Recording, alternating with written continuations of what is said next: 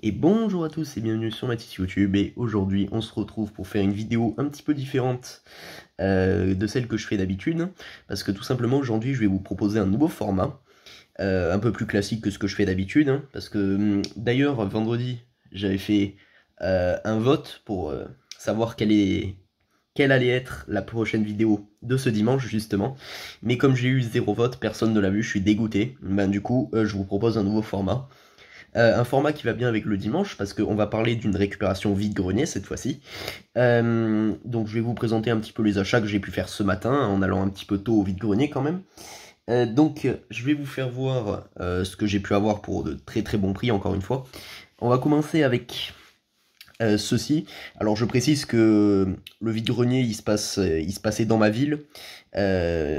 Malgré tout, les vide-greniers dans ma ville c'est pas très courant, donc il y aura peut-être pas de vidéo tous les dimanches. Mais j'essaierai de faire plus de vidéos récupération vide-grenier, ça peut être très sympa, c'est là où on trouve les meilleurs objets, donc il y aura un petit peu de téléphonie, un petit peu d'informatique, vous verrez tout à l'heure. Donc on va commencer avec ce petit Ericsson T10-1, T10S plutôt, qui est la gamme avant les Sony Ericsson, hein, forcément. Donc c'est simplement un Ericsson, forcément. Celui-là je l'ai eu pour 1€. On peut voir un clavier bien caché, donc j'ai juste pris parce que le modèle me plaisait, hein, avec une petite antenne juste ici. Un très vieux téléphone, hein, malgré tout. On peut voir que la batterie, il y a de l'oxydation. Il y a de l'oxydation un peu partout, hein, la batterie est gonflée. Enfin bref, lui, j'ai pas vraiment espoir de le voir redémarrer, hein. De toute façon c'est juste pour, entre guillemets, la collection. Ça va me servir surtout d'objet de décoration. Voilà. Donc j'ai eu ce petit téléphone en premier.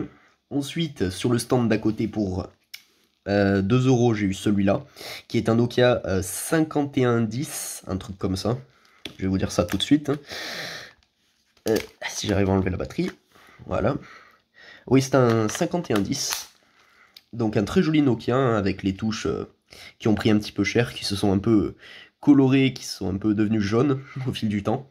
Le bouton power juste ici, pareil, la petite antenne. Donc celui-ci fonctionne, j'ai eu son chargeur avec. Donc très bon achat, hein, pour 1€, c'est cool ça. Malgré tout, bon, on peut rien en faire, hein, ça reste uniquement pour la collection, un peu comme l'autre. Excusez-moi. Donc dans le stand, donc dans le même, hein, pour 1€ de plus j'ai eu celui-là, donc 2€ les deux téléphones. Pour l'instant on est à 3€ en comptant le petit Sony Ericsson. Donc pour 1€ de plus j'ai eu celui-là qui est exactement le même modèle, mais vraiment, qui est le même modèle. Celui-là je crois que je vous l'avais déjà fait voir, j'en avais eu un auparavant, le même. Vraiment j'en vois beaucoup en vide-grenier. Ce qui est bien c'est qu'ils sont pas chers, mais quand je dis pas cher c'est que 2€ quoi, 2€ les deux, donc ça c'est génial.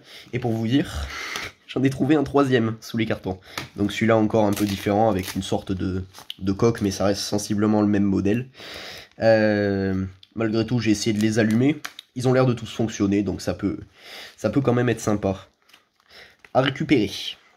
Aussi, pour finir sur la gamme téléphonie, j'ai eu ce truc là qui est un téléphone semi-portable, semi-fixe.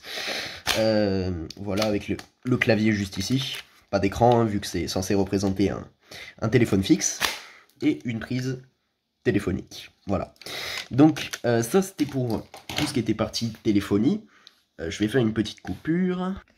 Et on va se retrouver sur la partie informatique. Alors la partie informatique, on va pas parler de ce très joli compact ProLinea 5100, mais bel et bien de cette tour compact que j'ai pu avoir pour 10€, qui est un bon prix, hein, quand même, c'est plutôt pas mal, d'autant plus que moi je recherche les Pentium 4, Pentium 4 et tout ce qui est en dessous, Pentium 3, Pentium 2, ou Celeron, voilà, les vieux processeurs, c'est toujours très intéressant à récupérer pour moi qui fais du rétro. Donc on a une tour qui est relativement saine, hein. On voit c'est un Acer Power, c'est un modèle très connu, hein, des années 2000, celui-ci est de 2009 en l'occurrence. On peut y retrouver déjà les éléments qui nous le prouvent, hein. Le lecteur de disquette juste ici, c'est des Samsung, désigné pour Windows XP, compatible Windows Vista. En graphique, on a une ATI Radeon Express, donc je sais pas. Je sais pas trop qu'est-ce que c'est comme carte, hein, parce que c'est une carte intégrée, il n'y a pas de carte physique, en gros, si vous préférez, sur la carte mère. Donc voilà, on a cette tour qui m'a tout de suite tapé à l'œil, hein, c'était la seule tour que j'ai vue en vide-grenier. Je vais vous faire voir l'intérieur. Voilà, donc au niveau de l'intérieur, hein, rien de très spécial. On peut y voir quand même, sous ce très joli ventirad, certainement le Pentium 4. Donc certainement en socket 775, hein, parce que il me semble qu'en 2009, les vieux sockets Pentium 4, ça se faisait déjà plus. On a quand même un PC qui est tout en SATA, à part le lecteur de disquette forcément, qui est en floppy, qui est un floppy. Et... ah non, le lecteur CD est aussi en SATA, en IDE. Il n'y a que le disque dur qui est en SATA. Voilà. Donc voilà une bonne petite tour qui fonctionne parfaitement. Hein. Malgré tout, j'ai quand même galéré à la faire repartir parce que ces tours Acer, justement, elles ont un petit problème. Je sais pas si c'est d'origine ou si ça le fait avec le temps. Mais en gros, si vous avez une pile CMOS, donc comme sur toutes les tours, hein, forcément, qui est vide, qui est pété, une pile fichue quoi, la tour va pas démarrer. C'est-à-dire que vous aurez beau appuyer sur le bouton power, ça démarrera pas. Donc au début je pensais que c'était l'alimentation, je me suis dit c'est la carte mère, elle est foutue. Enfin bref. Donc du coup j'ai enlevé la pile, j'en ai mis une neuve, parce que sans pile ça fonctionne pas non plus, merci à Serre. Et donc avec une pile neuve ça fonctionne. Donc c'est une bonne petite tour, hein. Je crois qu'il y a 1 Go de RAM, pas plus. Le disque dur je sais pas du tout. Voilà quoi, c'est une belle petite tour, il n'y a pas de carte graphique en physique, c'est juste ça qui est un peu désolant, mais bon, je pourrais très bien en mettre une. Voilà, donc plusieurs SATA aussi. Une bonne petite carte mère, de couleur violette d'ailleurs. Ça se faisait beaucoup dans les années 2000. Donc je vous propose qu'on se l'allume. Je vais la tourner comme ça. Oula, la mise au point est horrible. Je vais essayer de brancher. Hop, câble. Ah bah ça allume direct. Alors vous allez voir que j'ai changé d'écran, hein, comme vous voyez, j'ai plus d'écran au niveau du compact, parce que c'est là où il y avait mon ancien écran. Donc du coup l'écran je l'ai mis dans mon meuble, que je vous avais présenté à l'époque il me semble, dans une étagère. Donc maintenant l'écran est là-haut, voilà. Donc l'écran, bon ça va être dégueulasse, hein, je vais être obligé de zoomer. À côté des consoles, voilà. Donc un petit écran... ma foi explosé, hein, qui a été rafistolé avec du scotch, que j'ai gardé uniquement pour le test. Donc c'est juste pour vous faire voir que la tour fonctionne parfaitement. Voilà, bah, on est déjà sur le bureau. Une tour très rapide, une tour de qualité. Donc je vous propose, pourquoi pas, de faire la réinstallation de Windows XP, sachant que c'est pas un Windows XP qui était à moi, donc bon, ça permettra déjà d'effacer les fichiers du précédent propriétaire. D'ailleurs, je vais de ce pas l'éteindre si j'y arrive. Hop là, voilà, on éteint la tour. Elle va pas tarder à s'éteindre. On va faire ça bien, par CD, directement. Donc je vous retrouve directement dès que je suis dans le BIOS et dès que l'installation de Windows XP démarre. De retour directement, on se retrouve avec ce très joli CD, donc ça c'est un ami qui me l'a passé, Trèfle 2006 si vous connaissez, n'hésitez pas à aller voir, c'est une très bonne chaîne d'un ami. Il m'a fourni ce CD, donc maintenant les CD je sais les graver, parce que c'est vrai qu'il y a... Ah, il y a une semaine, je savais pas les graver, hein. J'ai appris à graver même Windows 98 pour un autre PC que je devais vous présenter si le vote était concluant, mais bon. Donc on va s'installer Windows XP SP3 Pro, Windows XP professionnel. Donc on va s'allumer la tour. Hop, on va se mettre ça à l'intérieur directement. Et donc on va faire, il nous préconise F12 pour boot menu. Bah, si c'est mis à boot directement sur Windows XP, c'est ce qu'on appelle un fail. Donc bah écoutez, on va l'arrêter en force. Et on le redémarre directement. Donc maintenant je sais que c'est F12. Je vais essayer d'appuyer frénétiquement sur F12 pour enter boot menu. Alors, une fois qu'on est sur un menu comme celui-là, allez, fais le point. Donc on va faire CD. donc la deuxième option, si vous préférez. Et donc là, il va boot sur le CD. On l'a entendu, hein, il s'est mis à tourner. Ouais, il se met à tourner. Appuyez sur n'importe quelle touche pour démarrer à partir du CD-ROM. Donc là, j'ai appuyé sur D. Hein. Par contre, pourquoi Windows n'a pas démarré correctement? Pourquoi il me met ce menu-là? C'est bizarre. C'est comme s'il voulait se lancer sur le disque. Ah bah il veut se lancer sur le disque, ouais, je comprends pas.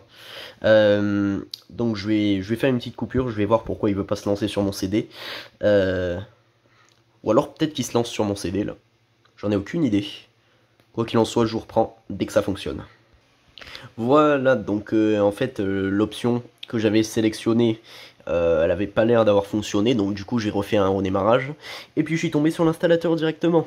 C'est ça l'informatique, des fois c'est hasardeux. Enfin bref, donc pour l'installation de Windows XP, je suppose que tout le monde connaît, donc bon, je vais faire les étapes directement. Donc F8, j'accepte le contrat de licence même si je ne l'ai pas lu, forcément. On va sélectionner... Ouais, on va sélectionner ça pour continuer l'installation dans une nouvelle copie de Windows XP. Sans réparer... Ouais, non. J'ai pas envie de le faire, de la réparer, donc bon. On va supprimer les partitions. Alors, pour continuer l'installation, en utilisant cette partition, appuyez sur C. D. Nous allons formater. Je vais utiliser le truc rapide. Pour formater ceci, appuyez sur F. Voilà, donc bon, l'installation de Windows XP, je suppose que tout le monde connaît. Pour pas m'éterniser sur la vidéo, hein, je vais juste vous reprendre une fois que j'aurai le menu de Windows XP sous les yeux. Donc bon, en tout cas j'espère que la vidéo vous plaît, j'espère que cette série va vous plaire. Je suis d'accord qu'il n'y a pas beaucoup de choses à faire pour aujourd'hui, hein, parce que j'ai pas récupéré beaucoup, c'était pas un très gros vide-grenier encore une fois. Mais j'ai quand même récupéré au maximum pour faire quand même des bonnes affaires. Donc bon, je vous reprends dès que cette installation est terminée et que je suis sur le menu démarrer de Windows XP. Et voilà, donc l'installation de Windows XP c'est bien faite, je suppose. Donc excusez-moi de la qualité hein, aussi, j'ai pas mis le trépied. Et faites pas gaffe au nom que je lui ai donné, hein, je l'ai appelé Bob, je sais pas pourquoi. Je modifierai ça plus tard. Donc voilà, une install fraîche, une fraîche install. Il se peut que votre ordinateur court un risque, bon ça c'est normal. De toute façon on peut pas vraiment l'enlever ce message d'erreur à force. Visite guidée de Windows XP. Donc voilà, c'était la récupération vide-grenier de ce dimanche. J'espère que la vidéo vous aura plu en tout cas. Les prochaines vidéos ce sera sur du Apple vraiment rétro. Je vous avais fait le teaser hein, comme je vous ai dit, mais comme personne a voté, ben j'avais entre guillemets pas trop envie de vous proposer des machines qui ne fonctionnent pas hein, parce que j'ai des machines Apple rétro des années 80 mais elles ont plusieurs pièces qui déconnent et qui sont actuellement en réparation. Donc bon, on verra plus tard dans 2 ou 3 semaines pour que je vous présente des machines Apple. Mais voilà, aujourd'hui c'était la récupération de cette jolie petite tour. Voilà, donc n'hésitez pas à me dire si pour 10 € vous trouvez ça intéressant ou si vous en foutez complètement. Donc merci d'avoir suivi la vidéo, j'espère qu'elle vous a plu en tout cas. Donc moi je vous dis à la prochaine pour une prochaine présentation ou une prochaine réparation. Allez, au revoir.